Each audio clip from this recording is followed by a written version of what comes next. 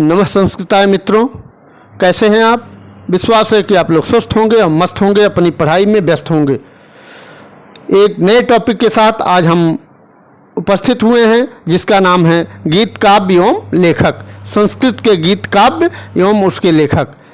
यह जो टॉपिक है बच्चों, यह इम्पोर्टेंट होने वाला है इसलिए कि यह बीपीएससी जो संस्कृत लिए हैं बच्चे, वह बीपीएससी 4.0 में, यूपी टीजीटी में, झारखंड टेट में, यश टेट में या उत्तर प्रदेश की जो भी परीक्षाएं हैं उसमें गीत काव्य से भी प्रश्न खूब उठाए जाते हैं, पूछे जाते हैं। ये जूनियर में, टीजीटी, पीजीटी, एलटी की परीक्षाओं में भी उपयोगी हैं। तो आइए देखते हैं गीत काव्य और उसके लेखक के बारे में। ये मेघदूतम है, ये कालिदास की रचना है। मेघदूतम किसकी रचना है बच्चों? मेघदूतम कालिदास की रचना है। खंड काव्य है, इसको गीत काव्य भी कहते हैं, खंड काव्य भी कहते हैं। दो भागों में ये विभक्त है, पूर्व मेघ और उत्तर मेघ। संपूर्ण मेघदूत में मंदाक्रांता छंद है एवं वैदर्भी रीत का प्रयोग इसमें किया गया है। 115 श्लोक हैं, श्लोक इसमें मेघदूत में हैं। पूर्व मेघ में 63 श्लोक हैं और उत्तर मेघ में 52 श्लोक हैं। मुख्य रस विप्रलंब श्रृंगार है। मेघदूत में अगर देखा जाए तो बहुब्रीहि समास है और बहु वस्तु निर्देशात्मक मंगलाचरण का प्रयोग मेघदूत में किया गया है। ठीक, एक चीज़ और मेघदूत के बारे में जानना है कि इसको खंड काव्य भी कहते हैं क्योंकि ये दो खंडों में विभक्त है, इसलिए खंड काव्य भी है।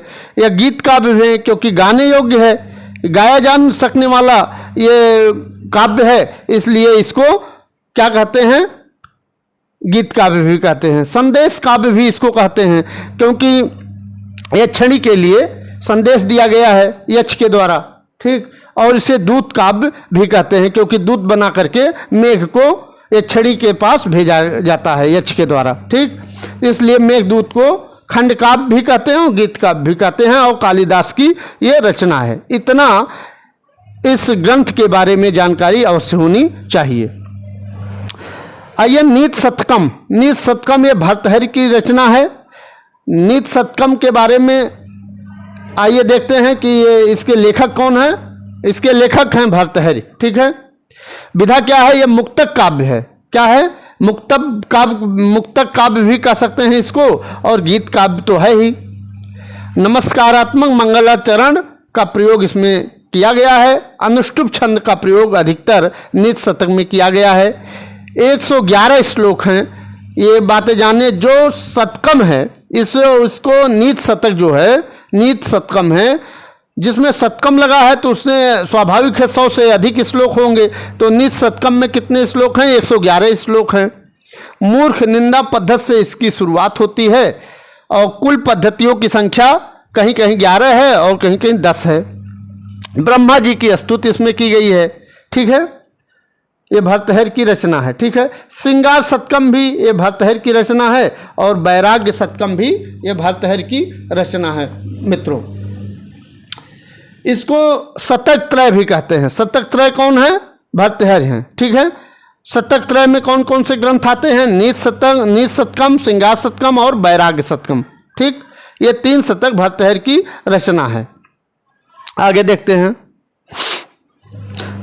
गंगा लहरी ये पंडित राज जगन्नाथ की रचना है।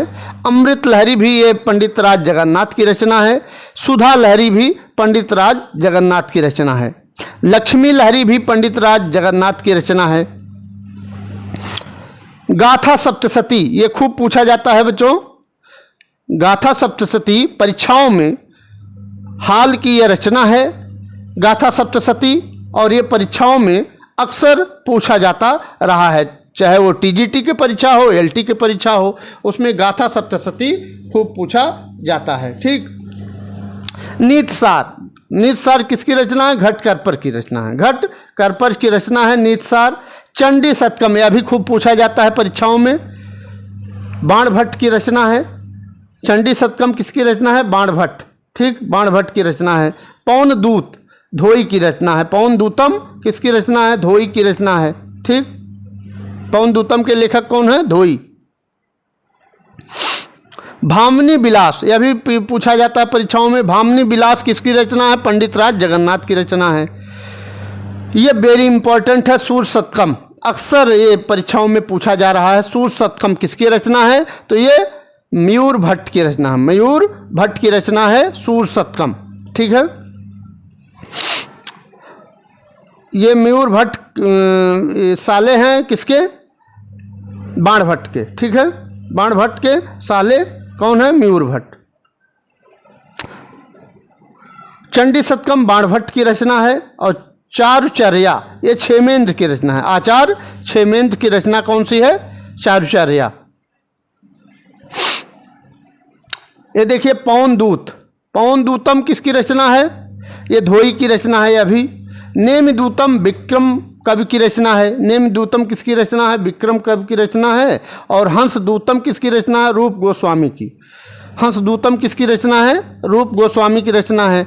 चंद्रदूतम, चंद्रदूतम विमल कीर्ति की रचना है। ये आप लोग ये नोट कर लीजिए कॉपी में, क्योंकि इम्पोर्टेंट है हर परीक्षाओं में। TGT, PGT, LT, BPSC Sanskrit, सभी में ये प्रश्न, यस टेट जो बिहार में अभी हुआ है, यस टेट में खूब पूछे गए हैं ये प्रश्न, इसलिए उपयोगी हो जाता है। तो यहाँ देख सकते हैं चंद्रदूतम विमल कीर्ति की रचना है। अमरु शतकम, अमरु शतकम अमरुक की है। अमरु शतकम किसकी है? अमरुक की है। गीत गोविंदम जयदेव की है। जो विद्यार्थी गाने में एक्सपर्ट हैं उनको गीत गोविंदम जरूर पढ़ना चाहिए। ये गाने योग्य ये काव्य है गीत गोविंदम, इस नाते जरूर आपको पढ़ना चाहिए एक बार। ये जयदेव की रचना है गीत गोविंदम। चौर पंचासिका पूछ लेता है, चौर पंचासिका किसकी रचना है? तो ये बिल्हण की रचना है। किसकी रचना है? बिल्हण की रचना है। समय मातृका, समय मातृका किसकी रचना है? क्षेमेंद्र की रचना है। समय मातृका किसकी रचना है? क्षेमेंद्र की रचना है। कथा विलास, कथा विलास ये भी क्षेमेंद्र की रचना है। और दर्प दलन, दर्प दलन यह भी क्षेमेंद्र की रचना है। ऋतु संहारम ये कालिदास का ये रचना है। इसमें 6 ऋतुओं का वर्णन है। ऋतु संहार में कितने ऋतुओं का वर्णन है? 6 ऋतुओं का वर्णन है। और ये किसकी रचना है? ऋतु संहारम कालिदास की रचना है, ठीक है। प्रथम गीतकार अगर पूछा जाए प्रथम गीतकार कौन है, तो आप लोग कालिदास को लगाइएगा, ठीक। कालिदास प्रथम गीतकार हैं। ऋतु संहार उन्होंने कालिदास ने लिखा है। बल्लाल, बल्लाल शतकम ये बल्लाल की रचना है, बल्लाल की कृति है। तो हम अब आज इस वीडियो में हम लोग गीत काव्य और उसके लेखक के बारे में अध्ययन किया। इसके पहले वाले वीडियो में हम लोग महाकाव्यों के बारे में, संस्कृत महाकाव्यों के बारे में अध्ययन किया है। वह वीडियो अगर नहीं देखे हैं तो जा करके इसके डिस्क्रिप्शन में दिया गया है, वहाँ जा करके फर्स्ट और सेकंड देख लीजिए। इसके पहले महाकाव्य के पहले वाले वीडियो में हम लोग त्रिमुन के बारे में पढ़े थे, ठीक है। आज इस वीडियो में इतना ही। अगली वीडियो में अगली टॉपिक के लेकर के आपके सामने पुनः उपस्थित होंगे। तब तक के लिए नमस्कार, जय हिंद, वंदे मातरम। 15 अगस्त की हार्दिक शुभकामनाएं। बहुत बहुत धन्यवाद।